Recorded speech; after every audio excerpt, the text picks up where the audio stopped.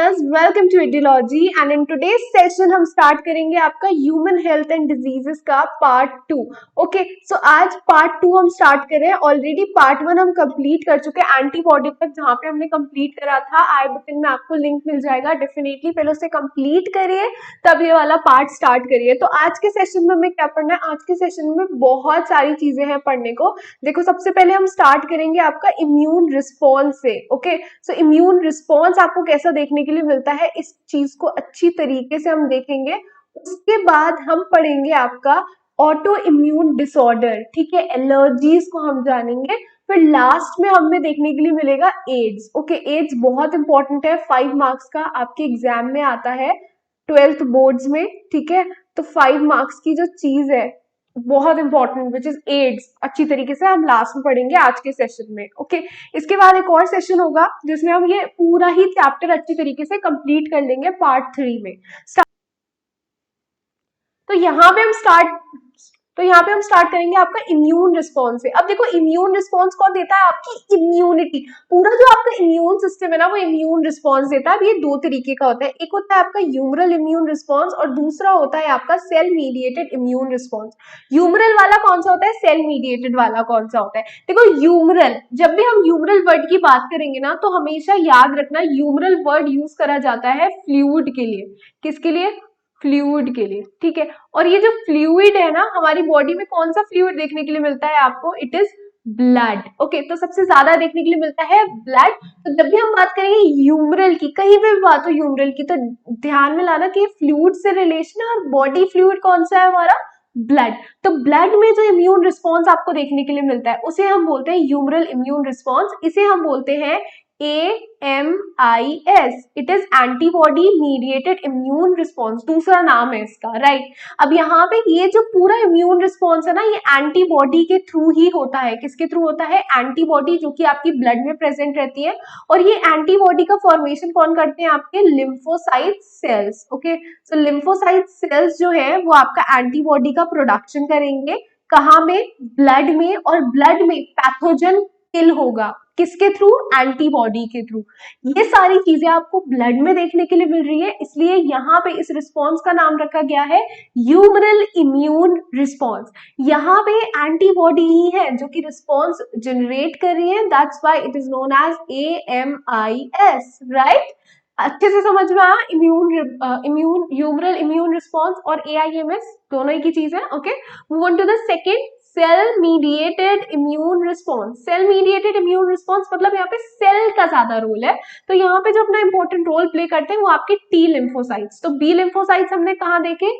HIR which is AIMS में, और यहाँ पे CMIS में हमें देखने के लिए मिल रहे हैं टी लिम्फोसाइट्स। ओके, तो ये वाली चीज अच्छे से ध्यान रखना। CMIS में क्या देखने के लिए मिल रहा है?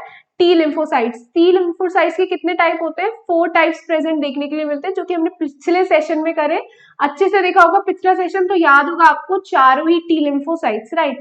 यहाँ पे जो टी लिम्फोसाइट्स होते हैं ना, ये क्या करते हैं? ये वर्क करते हैं आपका, और जब भी हम कोई ऑर्गन ट्रांसप्लांट करते हैं, जैसे कोई क्या होता है, किसी की पर्सन की, सपोज कर लो ये एक पर्सन है, ठीक, इस पर्सन की बॉडी में आपका एक पर्टिकुलर ऑर्गन खराब हो गया है, हम मान के चल लेते हैं लिवर। ओके, अब इसका लिवर खराब हो गया है, तो इसे ऑर्गन ट्रांसप्लांट की जरूरत है।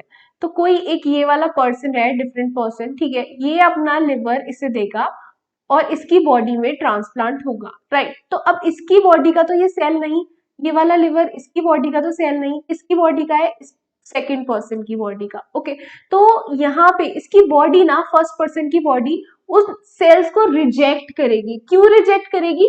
क्योंकि ये उसकी बॉडी के तो सेल है ही नहीं, उसके सेल्फ के सेल नहीं है, नॉन सेल्फ सेल है, ठीक है, नॉन सेल्फ सेल है, तो इसलिए रिजेक्ट करेगी। तो इसे हम बोलते हैं ग्राफ्ट रिजेक्शन। क्या बोलते हैं? Graft rejection. अब यहाँ पे क्या देखने के लिए मिलता है हमें? Graft rejection.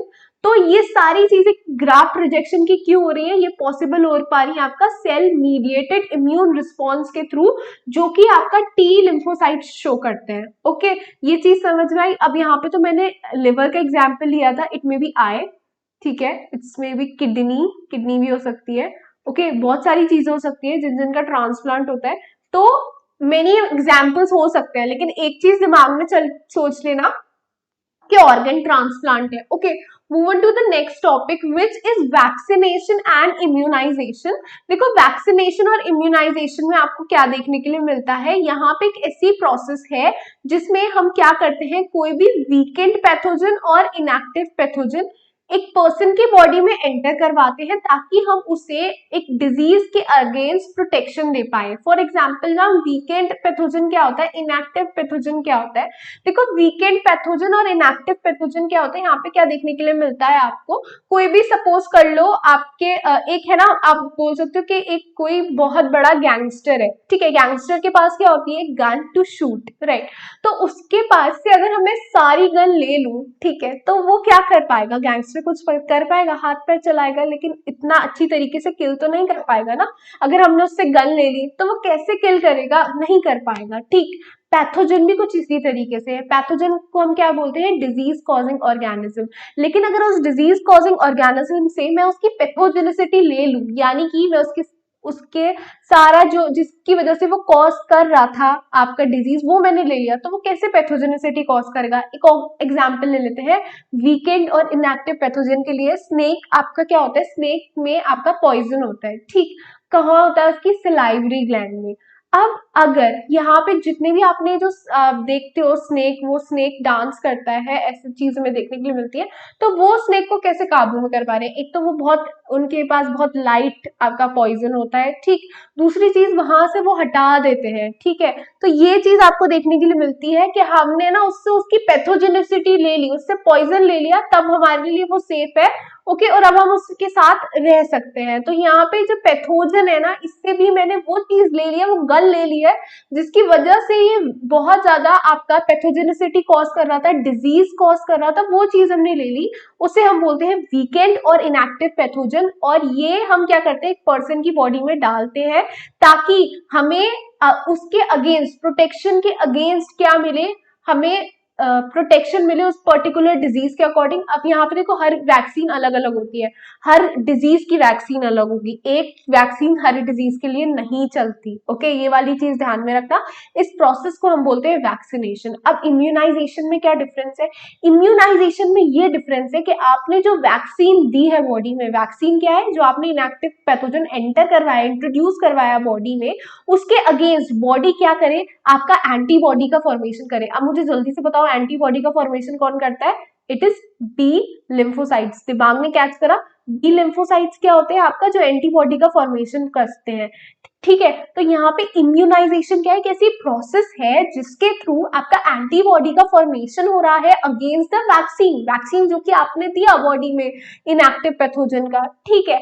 यहाँ पे ये जो पैथोजन के अगेंस्ट आपका कॉज डेवलपमेंट हुआ है एंटीबॉडी का, इसे हम बोलते हैं इम्यूनाइजेशन, ओके। और ये इम्यूनाइजेशन, ये वैक्सीनेशन, ये इन दोनों में ना काफी ज्यादा टाइम गैप होता है। टाइम गैप मतलब यहाँ पर टाइम लगता है यार बॉडी को जनरेट करने में एंटीबॉडीज को, क्यों, पहले टी लिम्फोसाइट्स आएंगे, ठीक है, वो बी लिम्फोसाइट्स को कहेंगे यार तुम ये वाली है ना एंटीबॉडी का प्रोडक्शन करो, क्योंकि ये वाला पैथोजन बॉडी में एंटर कर गया है, राइट। तो इन दोनों के बीच में टाइम गैप होता है, लेकिन इससे बॉडी में प्राइमरी इम्यूनिटी, जो आपका प्राइमरी रिस्पॉन्स है ना, वो डेवलप हो जाता है। तो नेक्स्ट बार जो रिस्पॉन्स आएगा वो बहुत अच्छा आएगा, ठीक है। प्राइमरी रिस्पॉन्स डेवलप करवा दिया आपका वैक्सीनेशन ने, इम्यूनाइजेशन ने आप बोल सकते हो, ठीक है। यहाँ पे ये जो वैक्सीनेशन है, इम्यूनाइजेशन है, इन दोनों की जो प्रॉपर्टी बेस्ड होती है वो होती है मेमोरी पे, ओके। जैसे कि मैंने बोला प्राइमरी रिस्पॉन्स डेवलप करवाना है, तो मेमोरी पे ये सारी चीजें डिपेंड करती है। अब हम यहाँ पे बात कर लेते हैं कि इंपॉर्टेंट लाइन की। देखो यहाँ पे ना नीट में भी क्वेश्चन आता है इस वाली लाइन से, और आपका बोर्ड्स में भी आता है, तो दोनों के लिए बहुत बहुत इंपॉर्टेंट है, ठीक। क्या लाइन, एनसीईआरटी की लाइन है कि हेपेटाइटिस बी जो होता है, इसकी जो वैक्सीन होती है ना, ये हम यीस्ट से लेते हैं, किससे लेते हैं, यीस्ट से। So most important line NCERT, इसलिए मैंने रेड से शो कर रखी है ताकि आप कभी नहीं भूलो, अच्छी तरीके से देख लेना। हेपेटाइटिस बी किससे होता है, आपका यीस्ट से। Move on to the next point which is allergy. Allergy क्या होता है, देखो एलर्जी क्या होता है, आपका एग्जीगरेटेड रिस्पॉन्स, जो कि आपका इम्यून रिस्पॉन्स शो करता है। मैम ये एग्जीगरेटेड क्या क्या होता है, एक्सेलरेटेड मतलब बहुत जबरदस्त रिस्पॉन्स, एकदम से एकदम झटके वाला रिस्पॉन्स, जो कि आपका और किस चीज की बहुत ज्यादा हाई इंटेंसिटी वाला रिस्पॉन्स, जो कि आपका शो करती है आपका इम्यून रिस्पॉन्स किसी एक पर्टिकुलर एंटीजन के थ्रू। ये नहीं है कि हर चीज पे वो शो कर रही है, नहीं नहीं, एक पर्टिकुलर सर्टेन एंटीजन के थ्रू जो कि आपके एनवायरनमेंट में प्रेजेंट रहते हैं और एलर्जी कॉज करवाते हैं, उन्हें हम बोलते हैं, वो इसी को हम क्या बोलते हैं, एलर्जी। ठीक है, और जो सब्सटेंस एलर्जी कॉज करवाते हैं उन्हें बोलते हैं हम एलर्जेंस। और ये एलर्जेंस पर्टिकुलर होते हैं, ठीक है, बहुत सारे नहीं होते, इट्स लाइक थोड़े से ही होते हैं एलर्जेंस। अब कोई कोई इंसान बहुत ज्यादा ऐसा होता है सेंसिटिव, तो उसे बहुत सारी चीजों से एलर्जी होती है, ठीक है, तो उसके लिए तो एलर्जेंस फिर काफी ज्यादा नंबर में हो जाते हैं। लेकिन जो पर्टिकुलर हमें देखने के लिए मिलते हैं allergens, it is pollen grains, dust, animal dander, feathers, और भी बहुत सारे हैं। इसके एग्जाम्पल्स आप अपनी तरफ से ऐड कर देते हैं डेफिनेटली, अगर आपके पास और एग्जाम्पल्स है तो। ठीक, तो यहाँ पे आपको ये चीज देखने के लिए मिलती है। अब जब हम बात करें एंटीबॉडी की, तो एंटीबॉडी में जो प्रोड्यूस होती है, लाइक एंटीबॉडी जो प्रोड्यूस होती है एलर्जी में, इट इज IgE। तो याद रखना, IG एंटीबॉडी कब प्रोड्यूस होती है आपकी, during the time of allergy. Okay, most important, most important, समझ में आ गया। Okay, move on to the next. अब हम दूसरी देखो, यहाँ पे क्या होता है, जब भी एलर्जी होती है बॉडी में, तो आपका रिलीज होते हैं आपका दो chemical, which is histamine and serotonin. और कहाँ से आपके रिलीज होंगे, मास्ट सेल से। कहाँ से, मास्ट सेल। ये मास्ट सेल्स कहाँ होंगी, टिश्यूज में। ओके, सो एलर्जी में रिलीज होंगे दो chemical, which is known as histamine and serotonin, और कहाँ से, मास्ट सेल से। ओके, अब यहाँ पे सिम्टम्स क्या क्या रहते हैं एलर्जिक रिएक्शंस के, तो सिम्टम्स रहते हैं स्नीजिंग, वाटरी आईज।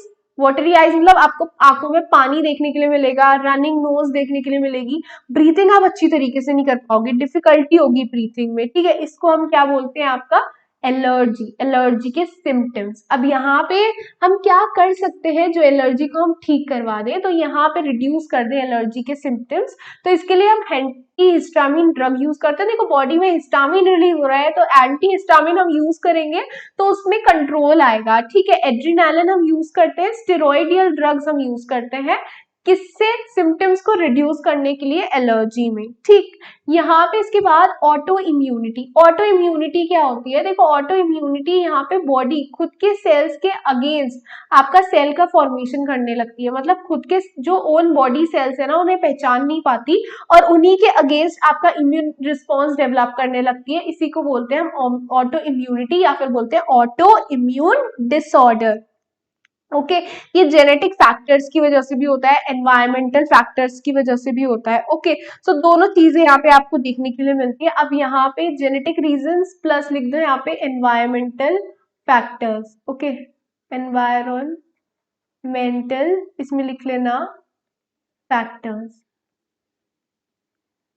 अब एग्जाम्पल्स भी बहुत इंपॉर्टेंट है, कौन कौन से एग्जाम्पल्स होते हैं, तो देखो दो एग्जाम्पल्स यहाँ पे दे रखे हैं, which is rheumatoid arthritis, Addison's disease.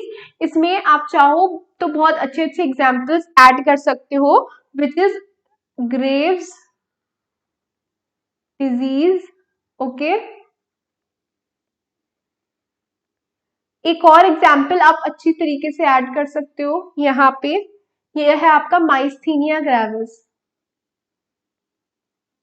Myasthenia gravis. Okay, I hope 4 example आपके लिए सफिशिएंट है और आपको अच्छी तरीके से ना समझ में आ गया। अब ऑटो इम्यून डिसऑर्डर को हम कैसे, अच्छा ये र्यूमेटॉइड अर्थराइटिस, ये क्या होता है आपका, गठिया को हम बोलते हैं अर्थराइटिस, ठीक है, तो आपका जो जॉइंट्स में हो जाता है गठिया जिसे हम बोलते हैं, बहुत कॉमन होगा ना, आपने सुना हुआ होगा, तो यहाँ पे हमें ये देखने के लिए मिलता है। प्लस यहाँ पे हम इसे ठीक कैसे कर सकते हैं, तो इसके लिए आपका कुछ आपके इम्यूनो सप्रेसेंट आते हैं, ठीक है, जो कि हम यूज करते हैं। ओके, यहाँ पे हम वैक्सीनेशन भी आता है, एंटीबॉडी, स्टेम सेल्स, बहुत सारी चीजें हैं जो इससे हम यूज करके इसका ट्रीटमेंट कर सकते हैं। यहाँ पे इम्यून सिस्टम का हम देख लेते हैं, तो इम्यून सिस्टम देखो, हमारे इम्यून सिस्टम में कौन कौन आता है, हमारे इम्यून सिस्टम में आते हैं हमारे lymphoid organs, immune cells, soluble molecules, antibodies और आपका लिम्फोइड टिश्यूज। ठीक, तो यहाँ पे सबसे पहले हम लिम्फोइड जो ऑर्गन्स होते हैं आपका उसे अच्छी तरीके से पढ़ेंगे। और जो लिम्फोइड ऑर्गन्स होते हैं वो दो आपके पार्ट्स में डिवाइडेड है, प्राइमरी और सेकेंडरी। प्राइमरी कौन से, जहां पे ओरिजिन हो रहा है, मिच्योरेशन होता है, पॉलिफरेशन हो रहा है सारे लिम्फोसाइट्स का। ठीक, तो ये चीज आपको देखने के लिए मिलेगी। तो यहाँ पे क्या होगा, लाइक ये ऐसे ऑर्गन है जहाँ पे ओरिजिन हो रहा है, मिच्योरेशन होता है और पॉलिफरेशन हो रहा है आपका लिम्फोसाइट्स का, यहाँ पे आपको देखने के लिए मिल रहा है। अब यहाँ पे प्राइमरी ऑर्गन्स कहाँ है आपके, बोन मैरो और थाइमस। तो बोन मैरो और थाइमस कैसे है आपके primary lymphoid organ. Okay, bone marrow क्या है, ये आपका एक मेन लिम्फोइड ऑर्गन है जहाँ पे सारे ही ब्लड सेल्स इंक्लूडिंग लिम्फोसाइट्स यहाँ पे फॉर्म होते हैं। और मिच्योरेशन जो है आपका बी लिम्फोसाइट्स का वो भी देखने के लिए मिलता है। तो यहाँ पे मिच्योरेशन मैं लिख रही हूँ, लेकिन एक इंपॉर्टेंट चीज है, यहाँ पे मैंने मिच्योरेशन बोला है सिर्फ बी का, टी का मत लिख देना प्लीज, ठीक है, टी का कहीं और होगा। तो बी सेल्स आप बोल सकते हो, बी सेल्स या बी लिम्फोसाइट्स, यहाँ पे इसका क्या हो रहा है, मिच्योरेशन। ओके, और सारी ब्लड सेल्स का फॉर्मेशन भी, ओरिजिन भी यहीं पे हो रहा है। ठीक, फिर आगे थाइमस में क्या हो रहा है, थाइमस कैसा है आपका, एक लोब स्ट्रक्चर है जो कि आपको हार्ट के पास देखने के लिए मिलता है, just beneath the breast bone, जो आपकी स्टर्नम होती है, ठीक है, उसके जस्ट लाइक आपको बीनीथ देखने के लिए मिल जाता है छोटा सा स्ट्रक्चर थाइमस। ठीक है, at the time of birth ये बहुत बड़ा होता है साइज में, लेकिन जैसे जैसे आपकी एज बढ़ती जाती है टाइम के साथ साथ इसका जो आपका साइज है वो छोटा होता जाता है। ओके, ये चीज हमें देखने के लिए मिलती है। यहाँ पे क्या होता है, थाइमस के अंदर आपको देखने के लिए मिलता है टी, जो आपके लिम्फोसाइट्स हैं, आप टी सेल्स बोल सकते हो, उसका डेवलपमेंट आपको देखने के लिए मिल रहा है, मिच्योरेशन आपको देखने के लिए मिल रहा है, कहाँ पे, टी लिम्फोसाइट्स में, राइट। फिर आपकी बात आती है सेकेंडरी लिम्फोइड ऑर्गन में। ये सेकेंडरी लिम्फोइड ऑर्गन क्या होते हैं, सेकेंडरी लिम्फोइड ऑर्गन्स वो ऑर्गन्स हैं जहां पे आपका जो लिम्फोसाइट्स है वो इंटरैक्ट करेंगे किसी भी एंटीजन के साथ, ओके, और एक इफेक्टर सेल का फॉर्मेशन करेंगे। अब ये कौन कौन से इसके एग्जाम्पल रहते हैं, स्प्लीन, लिम्फ नोड्स, टियर पैचेस, टॉन्सिल्स और अपेंडिक्स। अब यहाँ पे एक चीज बच्चा अच्छी तरीके से गौर कर लेना, बिकॉज ये जो पियर पैचेस हैं आपका कहाँ मिल रहे हैं, आपके स्मॉल इंटेस्टाइन में। कहाँ पे मिल रहे हैं, स्मॉल इंटेस्टाइन। तो most important thing small intestine में आपको प्रेजेंट देखने के लिए मिल रहे हैं। तो स्प्लीन क्या है, स्प्लीन आपका एक बहुत बड़ा लार्ज बीन शेप्ड आपका, आप बोल सकते हो एक ऐसा ऑर्गन है जिसमें लाइक आपको बहुत बड़ा वाला ऑर्गन आपको देखने के लिए मिलता है। कहाँ मिलता है, पैनक्रियास के पास मिलता है स्प्लीन। ठीक है, इसे हम ग्रेवयार्ड ऑफ आरबीसी कहते हैं। क्यों, क्योंकि क्या होता है, जब भी आरबीसी खराब हो जाती है ना तो ये यहाँ पे जाके दफन हो जाती है। ओके, तो इसलिए हम बोलते हैं इसे ग्रेवयार्ड ऑफ आरबीसी। ये एक आपका लार्जेस्ट रिजर्वॉयर है आरबीसी का, ट्रैप कर लेता है जितने भी आपकी ब्लड सेल्स खराब हो रहे होते हैं उसे, प्लस उसके साथ जो माइक्रो ऑर्गेनिज्म ब्लड में घूम रहे होते हैं ना उसे भी ट्रैप कर लेता है, तो वहां पे फेगोसाइटिस भी हो जाती है। ठीक, तो ये चीज आपको देखने के लिए मिलती है स्प्लीन के अंदर। फिर होता है आपका लिम्फ नोड्स। ये लिम्फ नोड्स हैं तो बहुत छोटे छोटे स्ट्रक्चर जो कि आपको पूरे लाइक आपको बॉडी में देखने के लिए मिलेंगे लिम्फेटिक सिस्टम में। और ये क्या करते हैं, आपका लाइक माइक्रो ऑर्गेनिज्म को ट्रैप कर लेते हैं और जितने भी आपके अदर एंटीजन है ना उसे भी ट्रैप कर लेते हैं और एंटर नहीं होने देते। लाइक एंटर जैसी होंगे वो लिम्फ में, या फिर लिम्फ को हम टिश्यू फ्लूइड भी बोलते हैं, ठीक है, इंटरस्टिशियल फ्लूइड भी बोलते हैं। तो इसमें वो ट्रैप कर लेते हैं एंटीजन को या फिर आपके माइक्रो ऑर्गेनिज्म को और वहीं किल कर देते हैं। तो हमें ये फायदा देखने के लिए मिलता है लिम्फ नोड्स का, और पूरी बॉडी में ना हमें फैले हुए देखने को मिलता है। बात कर रहे हैं आपके माल्ट की। देखो माल्ट क्या है आपका, mucosal associated lymphoid tissue. Okay, so यहाँ पे म्यूकोसल एसोसिएटेड लिम्फोइड टिश्यू आपको देखने के लिए मिल रहा है, जहां पे क्या देखने के लिए मिलता है आपको, सपोज करो ये आपका मैं जो ड्रॉ कर रही हूँ ये आपकी लाइनिंग है ईसोफेगस की। ओके, सो ईसोफेगस की लाइनिंग में ये जो ईसोफेगस है आपका, ईसोफेगस कहाँ मिलता है आपको, डाइजेस्टिव ट्रैक्ट में। ठीक है, इसकी जो वॉल्स है यहाँ पे ना आपको एक म्यूकोसा की लाइनिंग देखने के लिए मिलती है। ओके, काफी अच्छी लाइनिंग देखने के लिए मिलती है। तो ये जो पूरे ट्रैक में आपको जो म्यूकोसा की लाइनिंग देखने के लिए मिल रही है, म्यूकस की लाइनिंग, चाहे वो रेस्पिरेटरी ट्रैक्ट हो, डाइजेस्टिव ट्रैक्ट हो, यूरोजेनाइटल ट्रैक्ट हो, इन सब में जो लाइनिंग देखने के लिए मिल रही है ना इसे हम बोलते हैं माल्ट। और 50% जो आपके लिम्फोइड टिश्यूज है ना ह्यूमन बॉडी के वो माल्ट से ही बने हैं। कितने, 50%। तो परसेंटेज बहुत इंपॉर्टेंट है। Okay, percentage is 50%। एनसीईआरटी की लाइन है मोस्ट इंपॉर्टेंट। मूव करते हैं नेक्स्ट। Okay, AIDS. देखो एड्स क्या है आपका, एक्वायर्ड इम्यूनो डेफिशिएंसी सिंड्रोम। ये इसकी फुल फॉर्म है, फुल फॉर्म भी काफी बार पूछी जाती है। ये एक ऐसा इम्यून सिस्टम में डेफिशिएंसी हो जाती है आपकी, जिसकी वजह से आपका इम्यून सिस्टम अच्छी तरीके से वर्क नहीं कर रहा है। एक पर्सन को बहुत सारी डिजीज एक टाइम पे आपको देखने के लिए मिलेगी, और ये कॉन्जेनाइटल डिजीज नहीं है जैसे कि माँ से बच्चे में आ गई, ठीक है, या फिर जनरेशन टू जनरेशन आपको देखने के लिए मिल रही है, बचपन से ही हो रही है उससे, नहीं ऐसी डिजीज नहीं है ये। ओके, ये आपको देखने के लिए मिलती है, लाइक डेफिशिएंसी आपको देखने के लिए मिलती है इसकी इम्यून सिस्टम की, और ये सबसे पहले से रिपोर्ट किया गया था यूएसए में इन 1981। ओके, सो 1981 में ये पहली बार देखी गई थी, और ये पूरे ऑल ओवर द वर्ल्ड फैली हुई रहती है। ठीक, मतलब इतने कम टाइम में ना पूरे आपको ऑल ओवर द वर्ल्ड आपको देखने के लिए मिल गई। होती किस वायरस से है, it is human immuno deficiency virus. अब इसका वर्ड का मतलब बहुत अच्छी तरीके से समझना। देखो ह्यूमन इम्यूनो डेफिशिएंसी वायरस मतलब ह्यूमन में होती है, क्या करती है, इम्यून सिस्टम की डेफिशिएंसी कॉज करने वाले वायरस से होती है। तो किस वायरस से एड्स होती है, ह्यूमन में इम्यून सिस्टम की डेफिशिएंसी कॉज करने वाले वायरस से एड्स होती है, विच इज HIV। और ये जो HIV है वो बिलोंग करता है किस वायरस से, it is retro virus.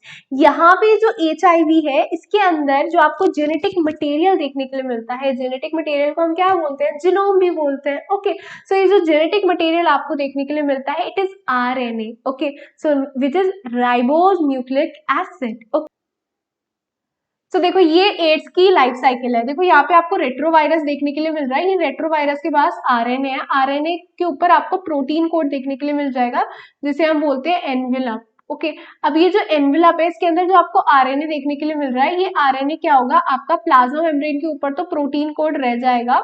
Okay, और अंदर की तरफ चला जाएगा आपका RNA वाला पार्ट। अब ये जो RNA है वो कैसा है आपका, वायरल। अब इस वायरल RNA से DNA का फॉर्मेशन होगा। तो बच्चों जब भी हमने सेंट्रल डॉगमा पढ़ा है फ्रांसिस क्रिक का, तो हमने ये क्या देखा है ज्यादातर कि जब भी फॉर्मेशन होती है DNA से RNA की होती है, RNA से DNA की कभी नहीं होती। देखो मैं आपको एक और बार याद दिला देती हूँ, आपका central dogma which is DNA का formation it is known as replication, DNA से RNA का formation it is known as transcription, और RNA से प्रोटीन का formation it is known as translation. ठीक है, लेकिन यहाँ पे हमें क्या देखने के लिए मिल रहा है, RNA से DNA का फॉर्मेशन, तो इसे हम बोलते हैं RT which is reverse transcriptation. Okay, और यहाँ पे जो एंजाइम वर्क करता है it is known as reverse transcriptase. एज से समझ जाओ एंजाइम है। ओके, सो रिवर्स ट्रांसक्रिप्टेज यहाँ पे वर्क करता है। अब यहाँ पे क्या देखने के लिए मिल रहा है, जो आपका वायरल आपका DNA है, ये आपका जो सेल के अंदर साइटोप्लाज्म न्यूक्लियस के अंदर जो DNA है नॉर्मल वाला, कैसा, नॉर्मल वाला, उसके साथ ये मिक्सअप हो जाएगा, और बिल्कुल ऐसे मिक्सअप होगा कि इसे अपना जैसा लगेगा। ओके, और उसके साथ मिक्सअप होके अब RNA का फॉर्मेशन करेगा। अब यहाँ पे कौन सी प्रोसेस होगी मुझे जल्दी से बताओ। ठीक है, इट इज ट्रांसक्रिप्टेशन। ओके, ट्रांसक्रिप्टेशन की प्रोसेस से RNA का फॉर्मेशन होगा, लेकिन यहाँ पे जो अब RNA का फॉर्मेशन हुआ है उसमें जो आपका DNA था वायरल वाला वो भी मिक्स है, तो ये सारे ही वायरल RNA का फॉर्मेशन होगा। ओके, और नए नए जो सेल्स प्रोड्यूस होंगे जिनके अंदर आपको देखने के लिए मिलेगा जेनेटिक मटेरियल, वो सारे इन्फेक्टेड वायरसेस के सेल्स प्रोड्यूस होंगे बॉडी में। तो ये सारी चीजें आपको देखने के लिए मिली। ओके, सो यहाँ पे अब हम जाते हैं आपका थ्योरी वाले पार्ट पे।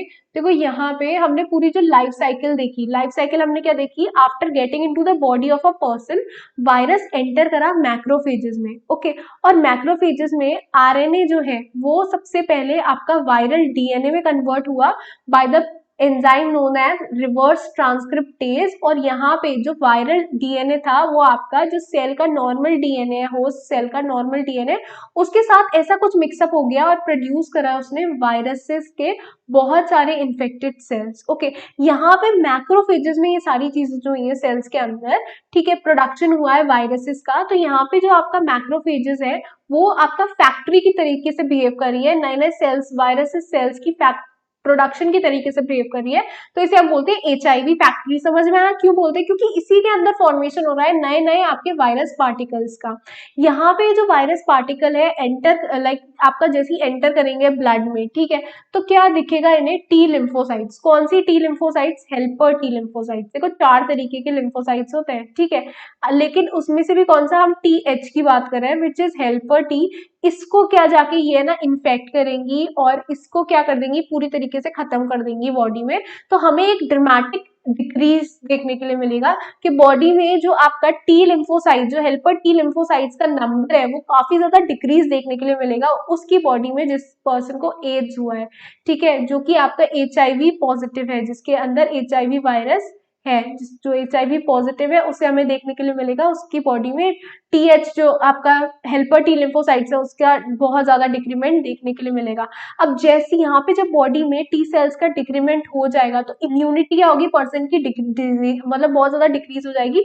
और अब बहुत कॉमन बैक्टीरिया भी उसे कॉज करवा सकते हैं डिजीज, जैसे कि माइक्रोबैक्टीरियम पैरासाइट हो गया, टॉक्सोप्लाज्मा हो गया, वायरस फंजाई, इससे भी हमें डिजीज देखने के लिए मिलेगी उस पर्सन में। ठीक, अब यहाँ पे ट्रांसमिशन कैसे होता है इस एड्स का, तो एड्स का ट्रांसमिशन होता है यूजुअली सेक्सुअल कॉन्टैक्ट से। ओके, अगर आपने किसी ऐसे पर्सन के साथ सेक्सुअल कॉन्टैक्ट करा है जो पहले से इन्फेक्टेड है तो आपको एड्स हो सकता है। ठीक, यहाँ पे ट्रांसमिशन होता है ब्लड के थ्रू भी और ब्लड प्रोडक्ट के थ्रू भी। अब हम हर चीज पे एक लेबल नहीं लगा सकते कि अगर इस पर्सन को एड है तो डेफिनेटली इसने सेक्सुअल कॉन्टैक्ट करा होगा इसी की वजह से इसे एड्स हुआ, नहीं, गलत ब्लड ट्रांसफ्यूजन से भी हो सकता है आपका। जैसे कि अगर आपने यूज्ड निडल यूज कर ली, ठीक है, इन्फेक्टेड निडल यूज कर ली, आप ब्लड ट्रांसफ्यूजन के लिए गए और इन्फेक्टेड निडल यूज कर ली तो उससे हो गया। दूसरा, यहाँ पे बहुत सारे ऐसे पेशेंट्स होते हैं जैसे कि थैलेसीमिया, अब इन्हें बार बार ना ब्लड चाहिए होता है, तो अब इनके अंदर किसी ऐसे पर्सन का ब्लड आ गया जो कि HIV इन्फेक्टेड था, ओके, और उसका ब्लड हमने थैलेसीमिया वाले पेशेंट को चढ़ा दिया तो उसे क्या हो जाएगी, उसे एड्स हो जाएगी। ओके, तो ब्लड प्रोडक्ट या फिर ब्लड से ये भी आपको देखने के लिए मिलता है। यहाँ पे क्या होता है, प्लेसेंटा के थ्रू भी मदर से चाइल्ड में चला जाता है, लेकिन देखो यहाँ पे बहुत सारे हम ऐसी चीजें भी अब यूज कर रहे हैं कि मदर को अगर है एड्स तो बच्चे को ना हो, तो ऐसी भी बहुत सारी चीजें आ चुकी है। ठीक, लेकिन यहाँ पे तब भी बहुत ज्यादा हाई रिस्क है। ठीक, हाई रिस्क किसके, रिस्क इंडिविजुअल, किन किन लोगों को सबसे ज्यादा एड्स हो सकती है, तो ऐसे लोगों को जिनके आपके मल्टीपल सेक्सुअल पार्टनर है या फिर अननोन सेक्सुअल पार्टनर के साथ भी हो सकता है कॉपुलेशन कॉइटस करने पे, तो आपको ये देखने के लिए मिलेगा उन लोगों में हाई रिस्क रहेगा, उन लोगों को हो सकता है आपका एड्स। ओके, यहाँ पे जो लोग ड्रग्स लेते हैं, बहुत सारी ड्रग्स कैसे होती है आपकी सिरिंज से लगती हैं, ओके, सो उसकी वजह से भी आपका ड्रग्स लेने की वजह से इंट्रावेनसली वाले जो ड्रग्स होते हैं उन्हें एड्स होने का खतरा रह सकता है, मदर से चाइल्ड में आ सकता है। ओके, सो अगर इन्फेक्टेड है मदर तो उसमें चाइल्ड में आ सकता है। अब उस चाइल्ड ने क्या करा, उसने तो कुछ नहीं करा, ना तो उसे ब्लड चढ़ा ना कुछ हुआ, लेकिन उसे भी इन्फेक्शन हो सकता है। ओके, HIV हो सकता है, उसे HIV पॉजिटिव हो। अब यहाँ पे उन पर्सन जो कि बार बार ब्लड ट्रांसफ्यूजन लेने की जरूरत पड़ती है, जैसे थैलेसीमिया के पेशेंट हो गए, ठीक है, उन्हें भी एड्स होने का खतरा काफी ज्यादा रहता है। ओके, अब यहाँ पे कौन कौन से प्रिवेंटिव मेजर्स हैं जो कि आपने गवर्नमेंट प्रोवाइड करवाती है, तो सबसे पहले तो नाको है। NACO it is National AIDS Control Organisation, जो कि आपका 1991 में लाइक अरेंज हुई थी, ठीक है, जो कि आपकी हेल्प करती है प्रिवेंशन मेजर्स के लिए, सारी चीजें बताती है आपकी एड्स के लिए। दूसरी चीज है आपकी NGOs which is non governmental organisation, ये भी बहुत अच्छा वर्क करते हैं एड्स के लिए, पीपल्स को एजुकेट करते हैं एड्स कैसे होती है, इसे कैसे प्रिवेंट करना चाहिए, कैसे लाइक बहुत अच्छी तरीके से अवेयर रहना चाहिए सारी डिजीज से, एड्स से तो स्पेशली, तो इन सारी चीजों का ये रोल है, बहुत इंपॉर्टेंट रोल है। यहाँ पे जो WHO है which is world health organisation, इन्होंने स्टार्ट किया प्रोग्राम कि ये कम से कम कर सके HIV इन्फेक्शन को जो ब्लड ट्रांसफ्यूजन के थ्रू हो रहा है, तो ब्लड बैंक को सेव कर सके HIV के लिए। इसके लिए हमने सबसे पहले तो डिस्पोजेबल निडल्स हमने यूज करनी स्टार्ट कर ली, ठीक है, सिरिंज हमने बोला कि सिर्फ हम वो वाली सिरिंज और आपके निडल्स यूज करेंगे जो कि डिस्पोजेबल है, इससे क्या होगा, इन्फेक्शन होने का खतरा और कम हो जाएगा। हम ज्यादा से ज्यादा अवेयर करेंगे लोगों को, ठीक है, हम बर्थ कंट्रोल मेथड्स और आपका जिससे एड्स ना हो, ठीक है, मल्टीपल आपका ऐसे बैरियर मेथड उन्हें सजेस्ट करेंगे, जैसे कॉन्डम्स हम उन्हें सजेस्ट करेंगे, हम बोलेंगे कि जो ड्रग्स आप ले रहे हो वो ना लो, सेफ सेक्स करो, ठीक है, ये सारी चीजें कुछ मल्टीपल रेगुलर चेकअप्स हैं जो कि हम उन्हें देंगे। ठीक, यहाँ पे हम क्या कर रहे हैं, डायग्नोस करेंगे। कैसे डायग्नोस करते हैं किसी भी आपके एड्स को, तो एड्स को हम डायग्नोस करते हैं with the diagnostic test which is ELISA, it is enzyme linked immunosorbent assay. Okay, enzyme linked immunosorbent assay, ये एक ऐसा आपका टेस्ट है जो कि हम यूज करते हैं आपका एड्स को डिटेक्ट करने के लिए। ट्रीटमेंट कोई भी आपका ट्रीटमेंट नहीं है एड्स के लिए, लेकिन हम पार्शियली उसे इफेक्ट कर सकते हैं। हाँ, उस पर्सन की लाइफ थोड़ी सी बढ़ा सकते हैं, जैसे एड्स है उसे अच्छी तरीके से कंट्रोल करके रख सकते हैं। उसके लिए हम उसे एंटी रिट्रोवियल ड्रग देते हैं। और इंक्यूबेशन पीरियड की अगर मैं बात करूं तो इंक्यूबेशन पीरियड क्या है इसका, जो भी आपका जितना भी आपका टाइम लैग होता है कि आपकी बॉडी में इन्फेक्शन एंटर करा, पैथोजन एंटर करा, लेकिन सिम्टम्स जो देखने के लिए मिल रहे हैं वो काफी बाद में देखने के लिए मिल रहे हैं। जस्ट देखने के लिए मिल रहे हैं, एंटर करा और सिम्टम्स आपको स्टार्ट हो गए देखने के लिए, ऐसी चीज नहीं देखने के लिए मिल रही है। तो उसको हम क्या बोलते हैं, इंक्यूबेशन पीरियड। और ये इंक्यूबेशन पीरियड होता है आपका 5 to 10 ईयर्स का। कितना? 5 to 10 ईयर्स का। ठीक, ये कुछ आपके सिंबल्स है, कुछ रिबन्स है जो कि अलग अलग देखने के लिए मिलते हैं आपको कैंसर रिलेटेड, कुछ आपके रिलेटेड है टू एड्स। जैसे कि आपका रेड रिबन है वो एड्स को रिप्रेजेंट करता है, ठीक है। हाउएवर आप ये मत सोचो कि रेड रिबन अगर एड्स को रिप्रेजेंट करता है तो सारे रिबन आपका सिर्फ एड्स को ही रिप्रेजेंट करते हैं, नहीं। पिंक रिबन जो है वो ब्रेस्ट कैंसर को रिप्रेजेंट करता है, ऑरेंज ल्यूकेमिया को, येलो वाला सार्कोमा को, लाइम ग्रीन लिम्फोमा को, ठीक है, लिम्फेटिक वेसल्स का जो देखने के लिए मिलता है आपको कैंसर। कैंसर रिप्रेजेंट करता है लेवेंडर रिबन से। प्रोस्टेट कैंसर जो कि मेल में देखने के लिए मिलता है लाइट ब्लू से। ब्लू वाला कोलेक्टल जो आपका कैंसर होता है। किडनी कैंसर हम यूजुअली ग्रीन कलर से रिप्रेजेंट करते हैं, लिवर को जेड रिबन से। पैनक्रियाटिक कैंसर को पर्पल से। तो इसे तो अच्छी तरीके से याद कर सकते हो, P for purple, P for pancreatic, ठीक। ब्रेन कैंसर जो ट्यूमर होता है उसे ग्रे रिबन से। सारे आपको याद करने की जरूरत नहीं है, मैं आपको स्पेसिफिक बता देती हूँ। एक एड्स का याद रख लो, एक ब्रेस्ट का याद रख लो, ठीक है। इंपॉर्टेंट आपका किडनी का ग्रीन कलर से होता है, ब्लैक कलर से आपका मेलानोमा जो आपका कैंसर होता है, ठीक। फिर ल्यूकेमिया ऑरेंज कलर से होता है, इट इज WBC कैंसर, ठीक है। लिम्फोमा जो आपका लिम्फेटिक वेसल्स का, वो आपका लिम्फ लाइम ग्रीन कलर से होता है। Okay, that's enough. और ये भी आपकी जनरल नॉलेज है। दो तो आपको पक्के पक्के से बढ़िया बढ़िया से याद होनी चाहिए। एक तो ब्रेस्ट वाला, ब्रेस्ट कैंसर किससे होता है, पिंक कलर से, और एड्स होता है रेड कलर से। इसे तो कभी भी नहीं भूलना है। इसके साथ आज का सेशन हमारा कंप्लीट होता है। आई होप आज का सेशन आपको अच्छा लगा हो। तो इसे क्या करना है, आपको लाइक करना है, शेयर करना है, सब्सक्राइब करना है, and never forget to hit the bell icon so that you never miss an update from Ideology Biology. Okay, we will meet in the next video, third part में, जहाँ पे हम start करेंगे cancer को। Till then, bye bye, meet you in the next video.